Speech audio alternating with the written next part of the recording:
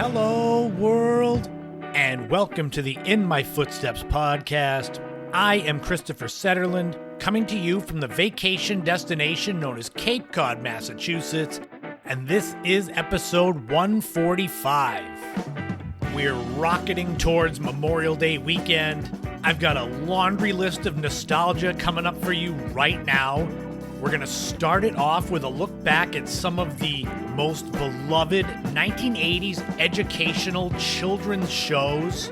Kids of my era will remember all of these. We're going to go way, way back in the day and look at the amazing success and slight madness that came from the game Tetris. And yes, you'll be hearing that song for sure. There's going to be a brand new top 5 that are the top 5 defunct television channels, TV stations that were there and gone. And there'll be a brand new This Week in History and time capsule centered around the debut of postcards, which are things you may be getting on your Memorial Day vacation. All of that is coming up right now on episode 145 of the In My Footsteps podcast.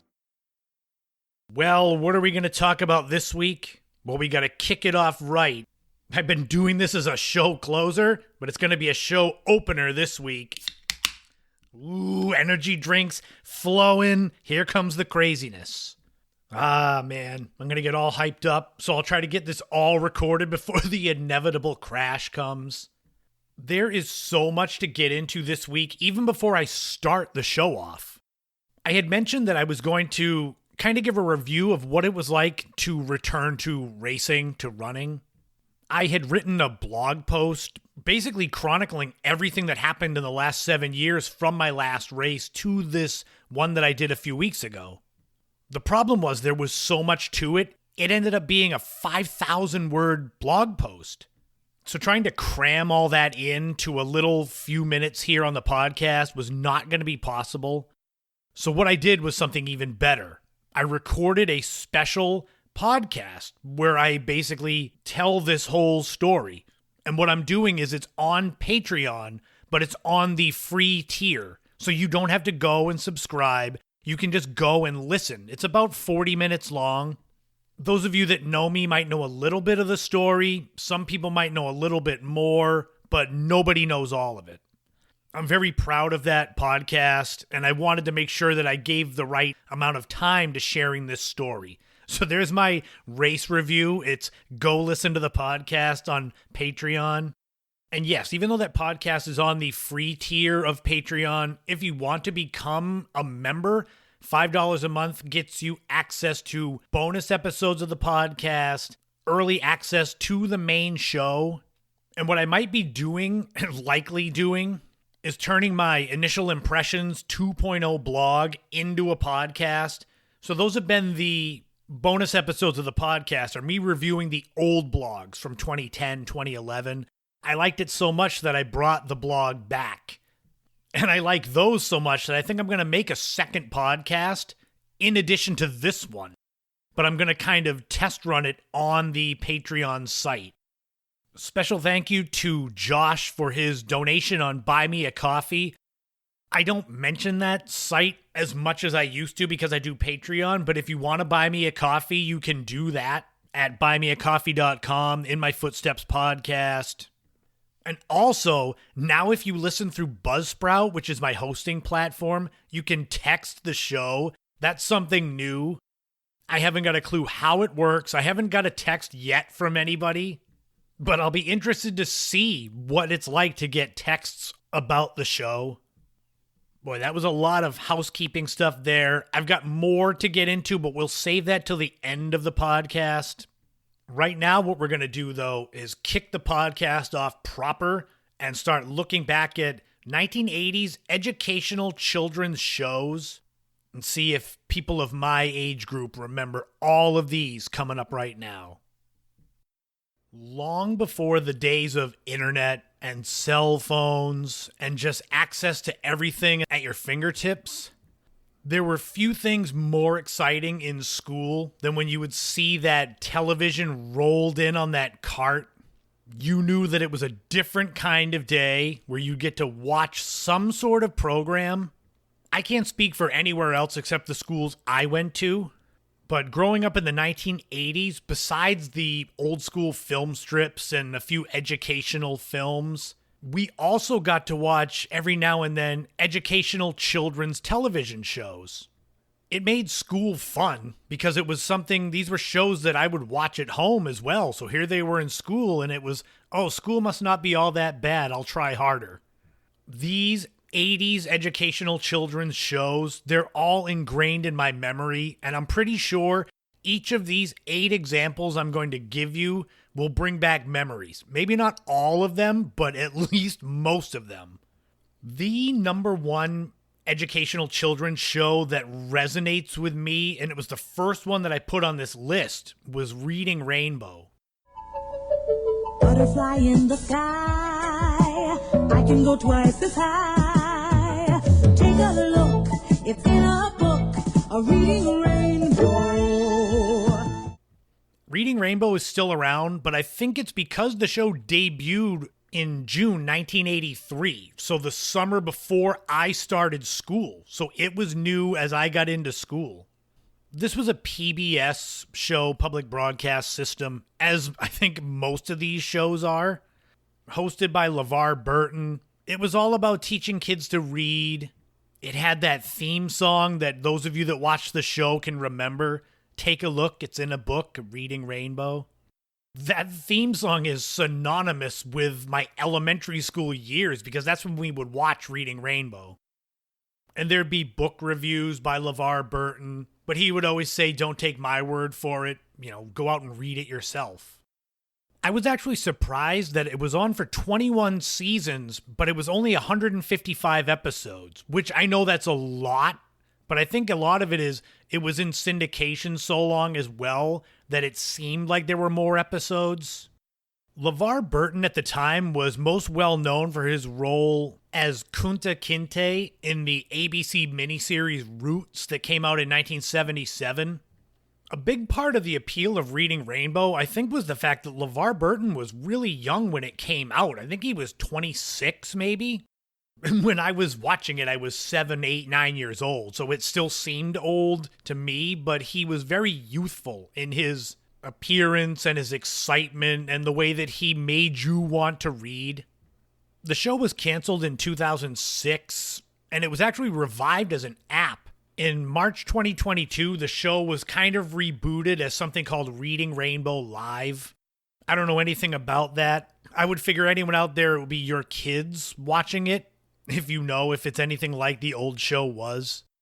Another show where the intro was so important and it just is an earworm in my head was 3-2-1 Contact, which was a science-based educational show. Also through PBS. It was through the Children's Television Workshop, which they did a lot of those shows, Sesame Street.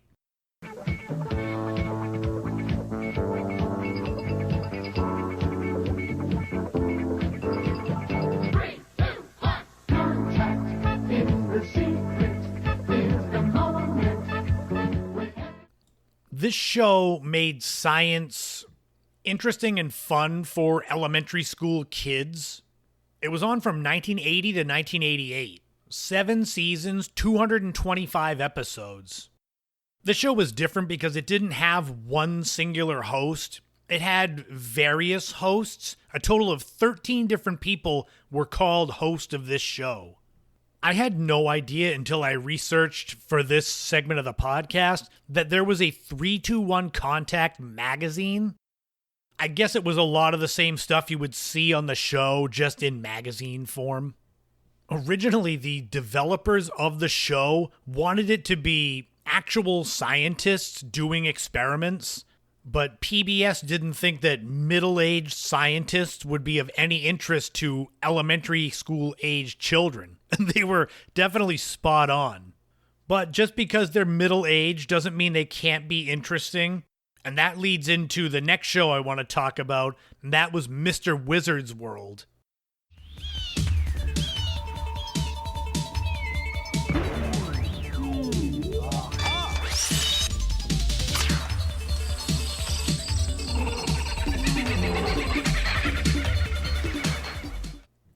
This was a staple of the early days of Nickelodeon.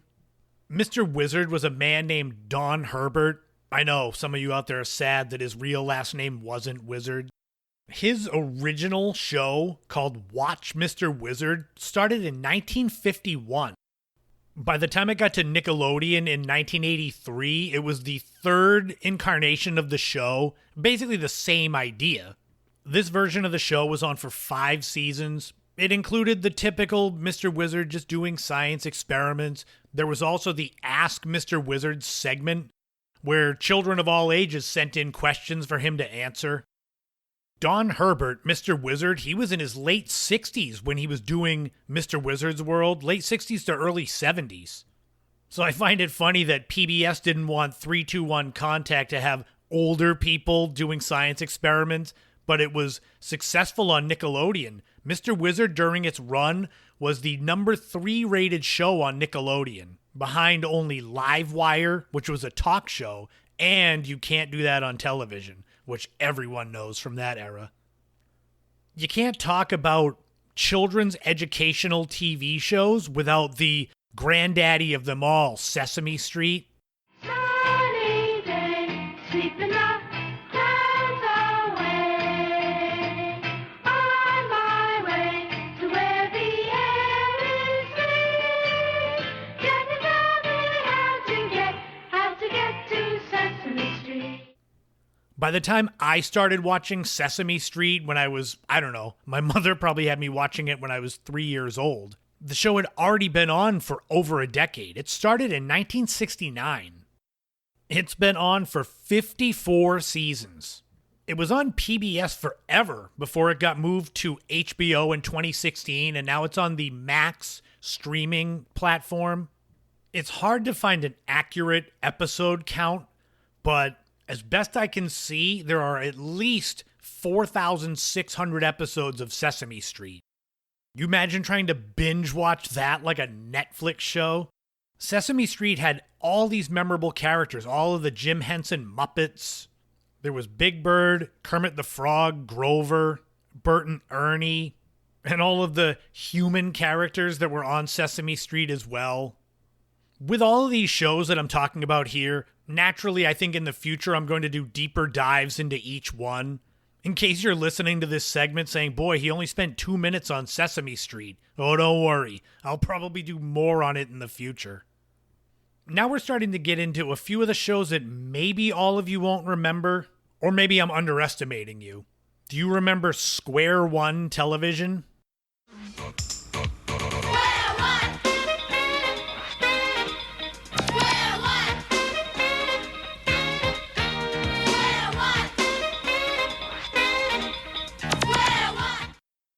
The show was on from 1987 to 1992. 230 episodes, another PBS-based show. This show was educational in the fact that it taught about math, counting, arithmetic, some geometry, some probabilities, fractions, things like that that you would learn in your early school years. But there were sketches, there were segments, so that made it fun and interesting. There was Math Man, that was a parody of Pac-Man. And there were game segments. There were also celebrities on there. Weird Al Yankovic did a song. The Judds, a country band, they were on there several times. Another thing that made Square One Television unique was that it had a music video in every show. And these were usually well-known acts. They had the Fat Boys on there. They had Kid and Play on there. I can't remember if this show was ever played in my elementary school, though. One that was every now and then, and a show that likely, much like Sesame Street, you'll all remember, was Mr. Rogers' Neighborhood.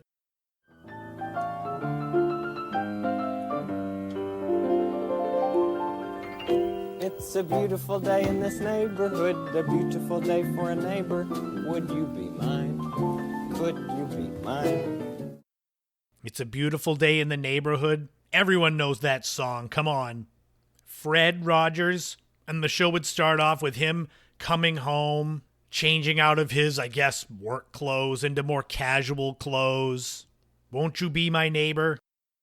The show was on from 1968 to 2001. This show, looking back on it today, watching it now as an adult, a middle-aged adult, there's so much good and good feelings and good vibes given off by Fred Rogers.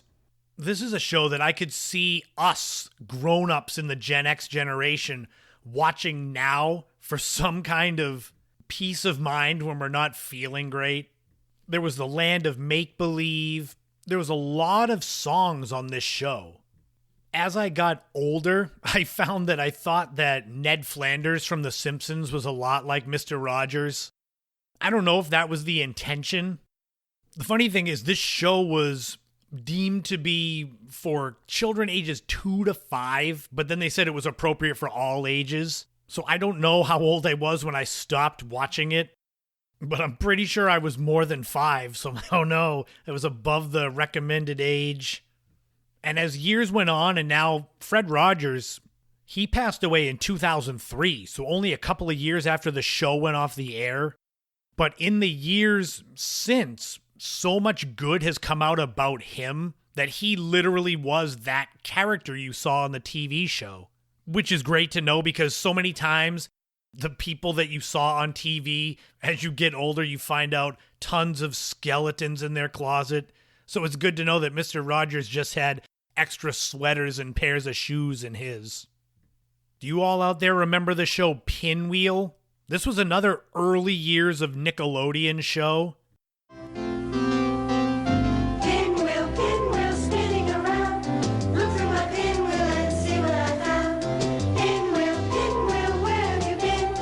Hello, how are you? And may I come in? The show was on from 1977 through 1984, and a total of 260 episodes, but it remained in syndication on Nickelodeon throughout the 80s, because I definitely remember watching Pinwheel in the later 80s. This had a very trippy intro, sort of animated, and a song that I'm sure most of you remember.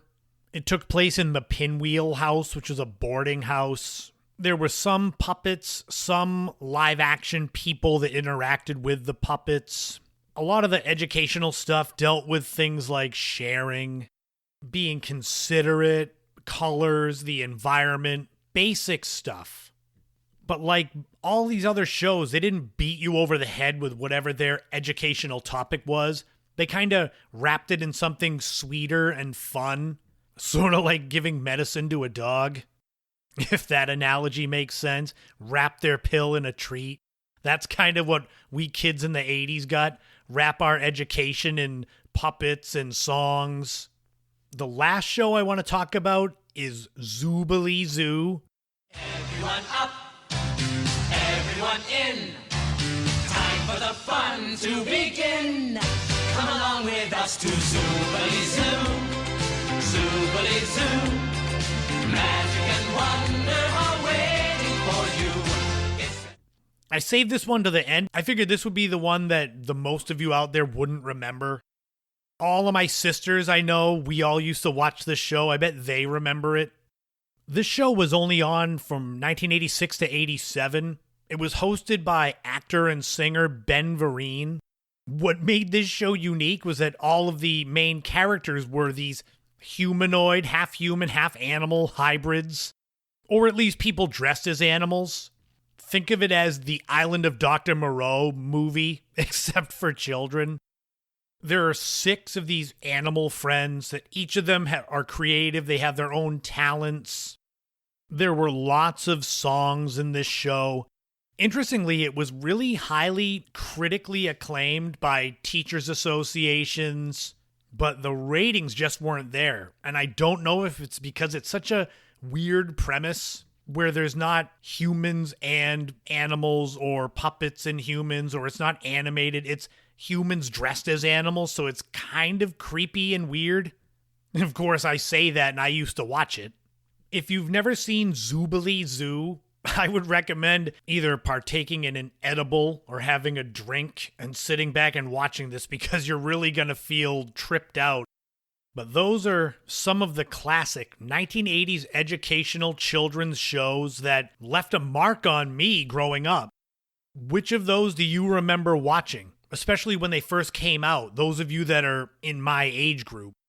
Most of these shows you can find on streaming platforms. You can find episodes on YouTube if you're interested in reconnecting with your youth. And like I said, I'll probably do deeper dives into some of these as the podcast goes on. So if I skimmed over your favorite of these shows, don't worry, there'll be more about them coming up.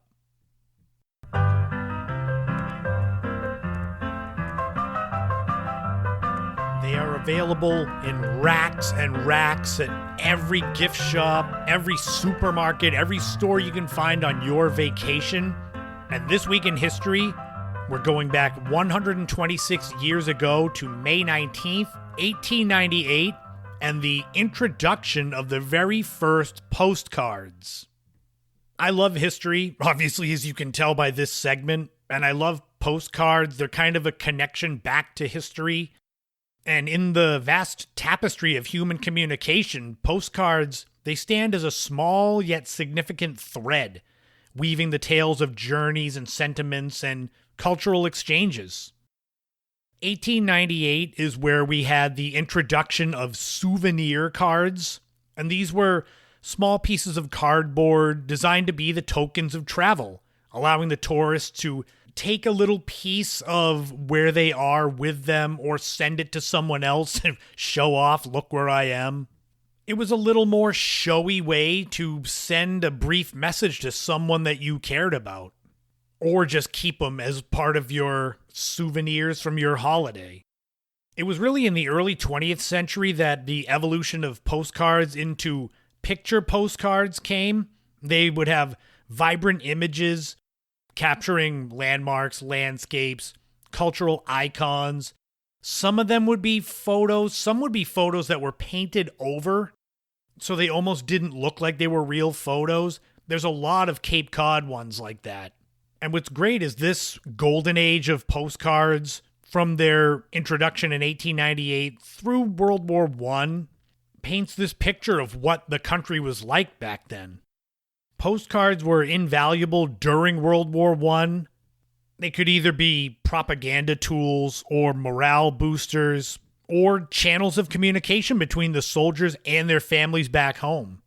The postcard remained important after World War I and throughout most of the 20th century, but just not as big of a scale, because with the increased availability of the telephone and the radio and television, and even cameras becoming more technologically advanced, there wasn't as much of a need to buy a picture postcard from wherever you were at. Many years ago, I bought a disc CD filled with thousands of postcards that had to do with Cape Cod, and it was pretty affordable. But I loved history so much, so I have all these little snapshots from areas I'm familiar with. And I'm not going to lie, over the years I've wanted to do something like make my own Cape Cod postcards to sell, but with everyone's phone having a camera, it's easier for almost anybody to get their own postcard quality shot of something that they're looking at. For me, beyond their aesthetic appeal and the historical value, postcards endure as tangible tokens of the human connection. You can buy some postcards on eBay that have messages on them from people from 70, 80, 100 years ago. I feel that much like vinyl albums are now back in style, that with the advent of all the digital technology, that over time postcards are going to become more popular as people want something in their hands. Whether they have their own resurgence or not, we can look back 126 years ago, this week in history, to the very first postcards, then known as souvenir cards. Now it is time for a brand new time capsule. We are going back 40 years ago this week, 40 years, to May 21st, 1984. Let's see what was going on in the world of pop culture back then. The number one song was Let's Hear It for the Boy by Denise Williams. This was a single off of the Footloose movie soundtrack. This was Denise Williams' second number one single, after the song Too Much, Too Little, Too Late, which was a duet with Johnny Mathis, which was released in 1978. The number one movie was Indiana Jones and the Temple of Doom, and you could get into the theater with a ticket costing $3.36. This was the highly successful sequel to the highly successful Raiders of the Lost Ark that came out in 1981, starring Harrison Ford as Indiana Jones. It also starred Kate Capshaw and Ke Huy Quan. The movie made $333 million in 1984 on a budget of $28 million. This led to a third movie, Indiana Jones and the Last Crusade, that came out in 1989. The number one TV show was actually a TV movie, Love Thy Neighbor. This was a romantic comedy starring John Ritter and Penny Marshall about neighbors whose husband and wife respectively run off with each other. And their characters are enemies, but they try to pick up the pieces of their lives in fun and hilarious ways. I'm assuming this movie must have been a hit. It was number one in the ratings, but I can't find much else about it. And if you were around back then, 40 years ago this week, Memorial Day weekend is coming up. You have to get some stuff to prepare either for your vacation, your staycation, or just stuff for your yard as it's now getting warmer out. Well, you're in luck. You could visit one of the 165 service merchandise catalog showrooms around the country. You could get things like the Igloo Playmate cooler for $12.92. Little Tykes Marina Sandbox for $29.97. Or what looked like several different types of lawn chairs that I specifically remember my grandparents having, Nina, Grandpa, and Nana. Deluxe PVC strap stack chairs for $12.94. The extra long 36 position folding lawn chair. This was the one that was in 3 pieces. If you saw it, you'd remember this from the 80s. But you could get any of that stuff you want. Just visit Service Merchandise, their catalog showrooms, and get all of your vinyl and PVC lawn chairs you could possibly ask for. That wraps up another This Week in History, another time capsule. And we're going to dive into the top 5 as we look at some TV channels that came and went right now.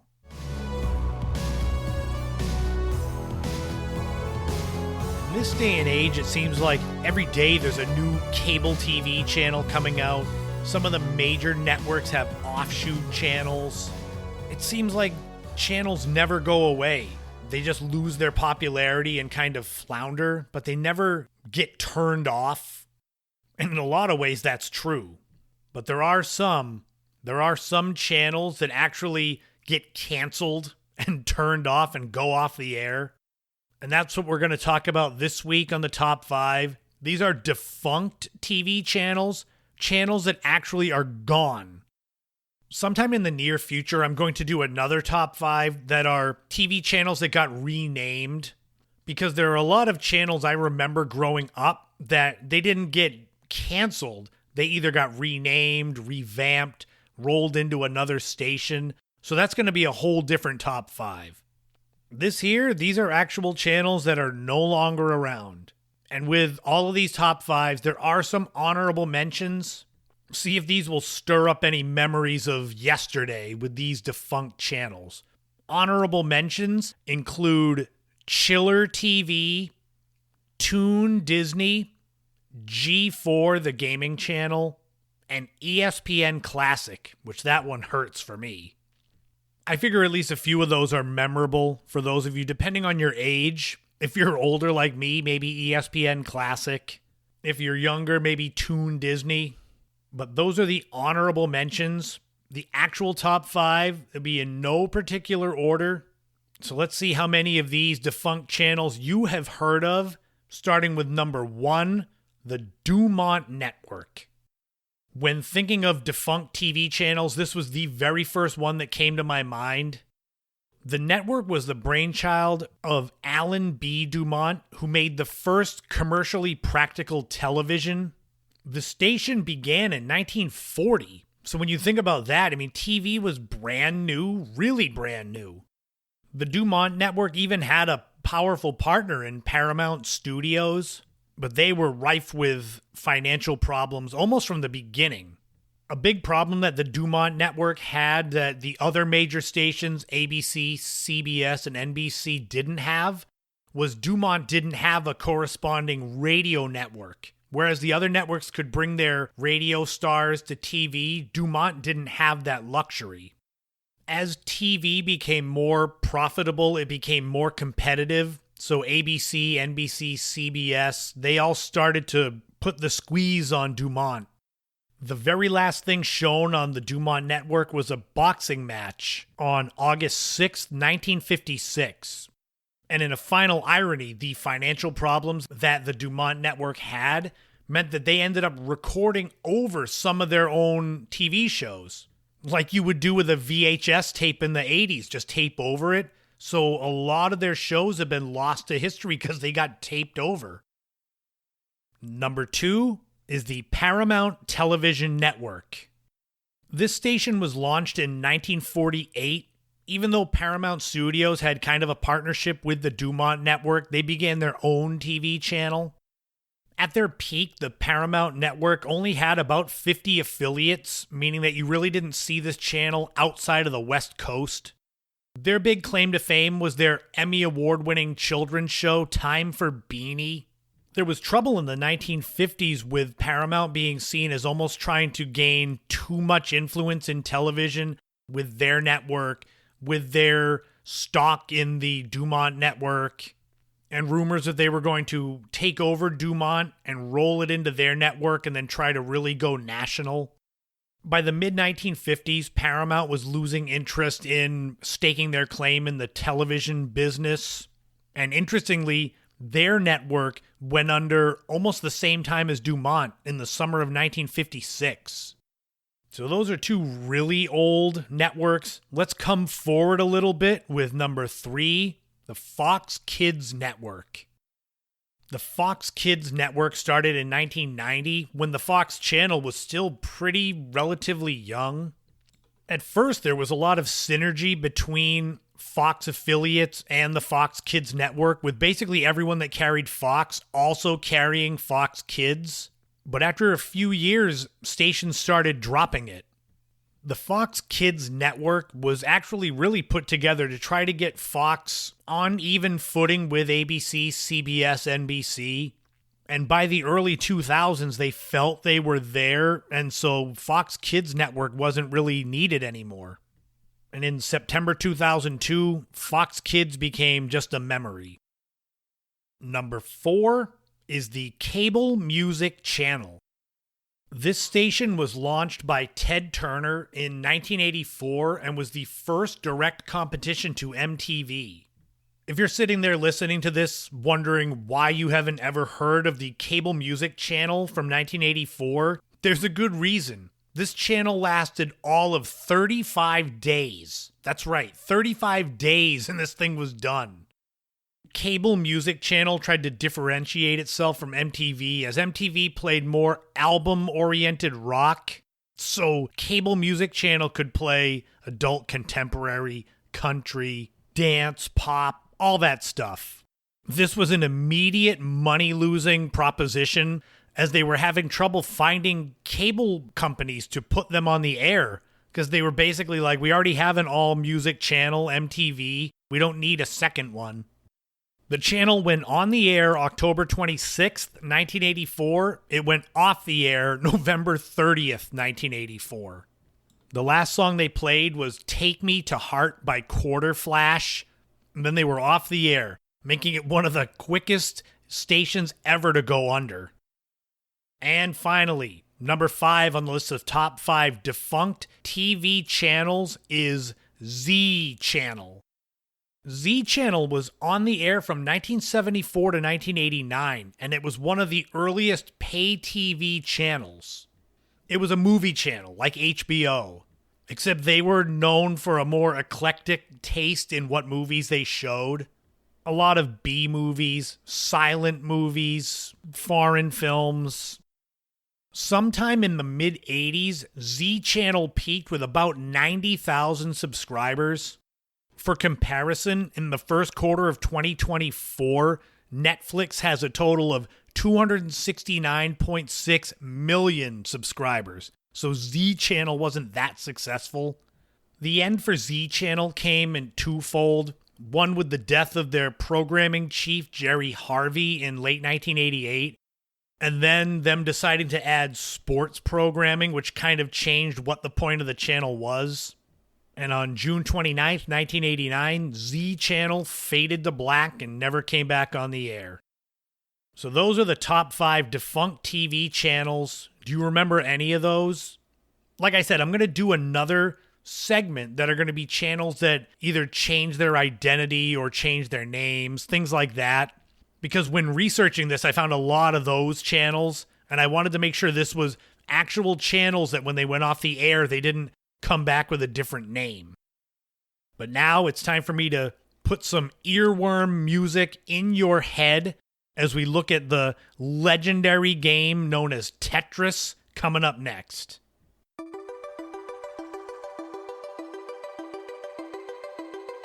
Growing up in the 1980s, even though video games were not the main thing in my life, I was no stranger to video games.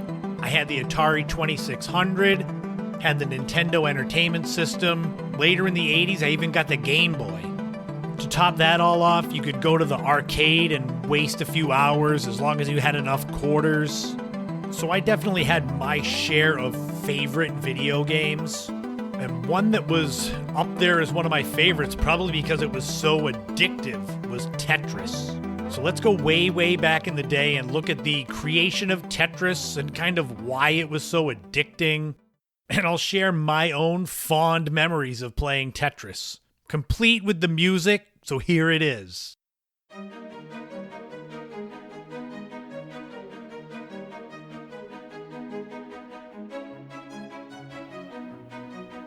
Oh yeah, stick that earworm right in there.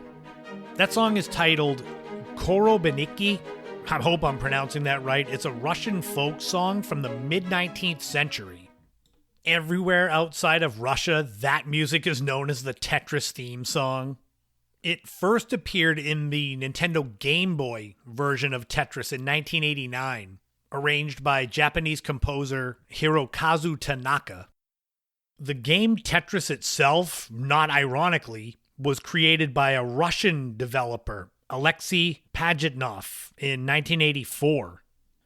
Pajitnov was a computer scientist, and he developed the game while working at the Dorodnitsin Computing Center of the Academy of Science of the USSR.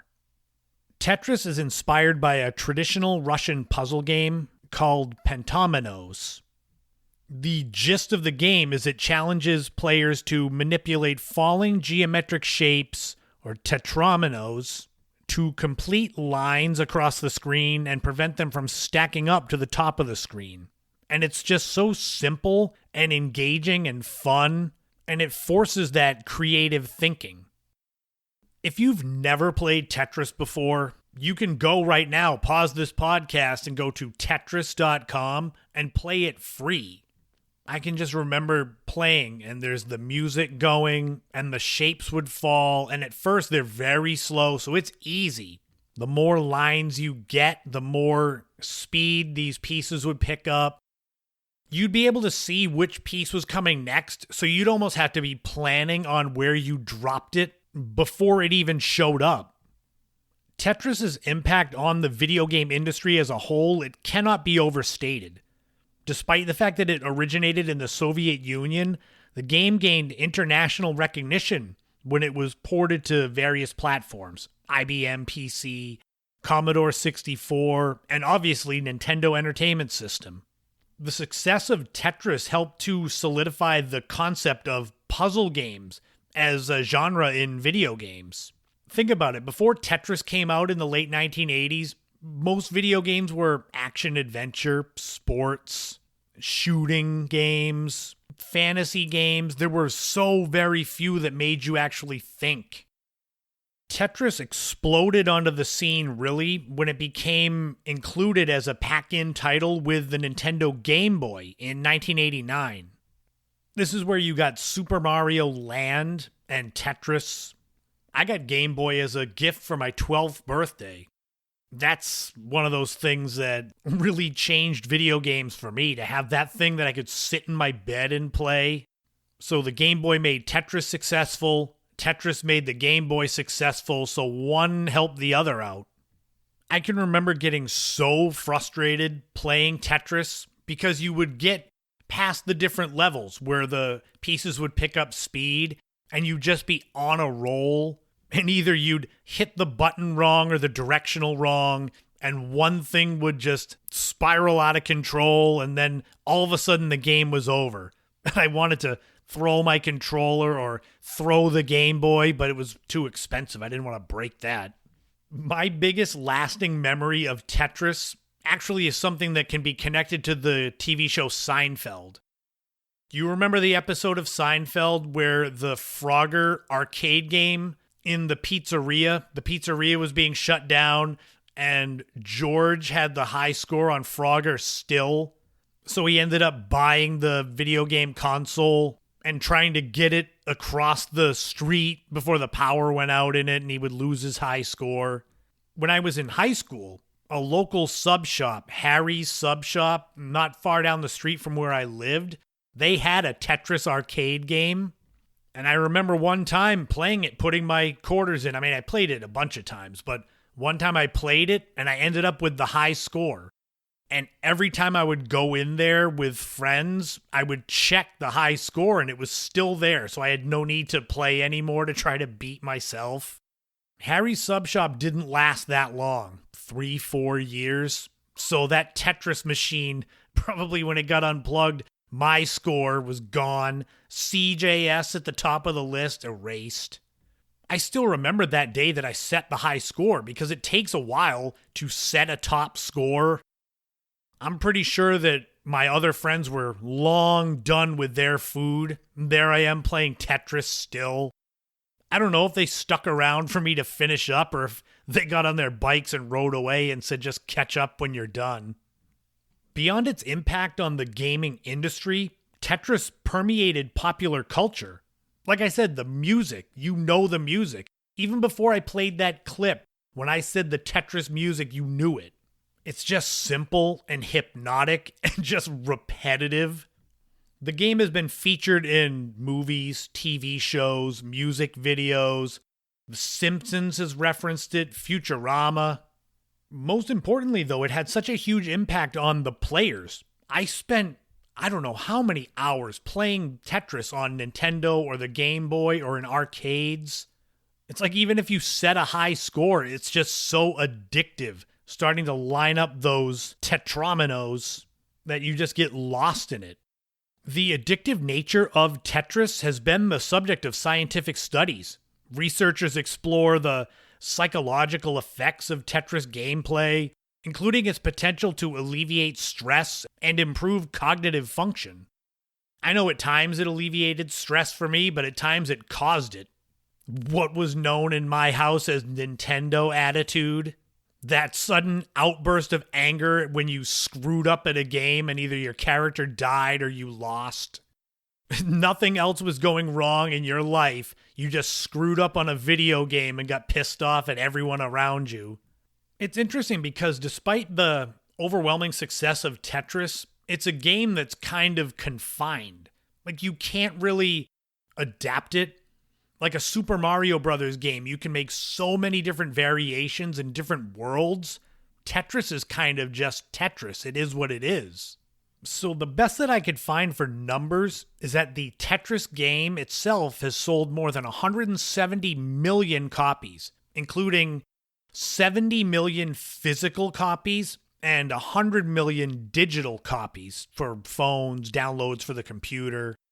It was the most successful Nintendo game in 1990, and it was just a consistent seller after that. I think Tetris, it kind of brings a unity to people, because anyone can play the game. You don't need to speak a certain language. It's just lining up shapes. And it reminds me of simpler times. When I think of Tetris, I think of when video games were an option and not what you defined your life by. You know, I would play Nintendo games, but I'd be outside way more than I was sitting in front of a TV. And no, this isn't going to get into the my generation thing and I'm the old man yelling at cloud. But it was a simpler time. Even to this day, you can go, like I said, Tetris.com. You can go and play it right now. I might go and do it after I record this podcast. I just have to remember that if I screw up and lose, I can't smash my laptop. Otherwise, I'll be recording next week's podcast on my little handheld digital recorder, which would sound like I was talking through a toilet paper tube. From its humble beginnings in a Soviet computer lab to its status as a global phenomenon, the video game Tetris has left an indelible mark on the gaming industry, pop culture, and the lives of millions of players, including me. Did you play Tetris? I know you did. And don't worry, we're going to end off with some more of the music so I can just make sure that it's in your head and you dream about it tonight.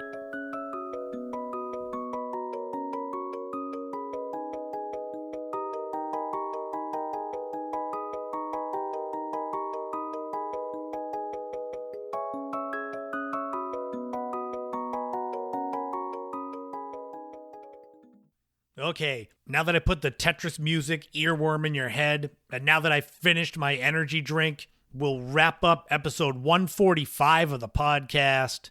Thank you to all of you for tuning in.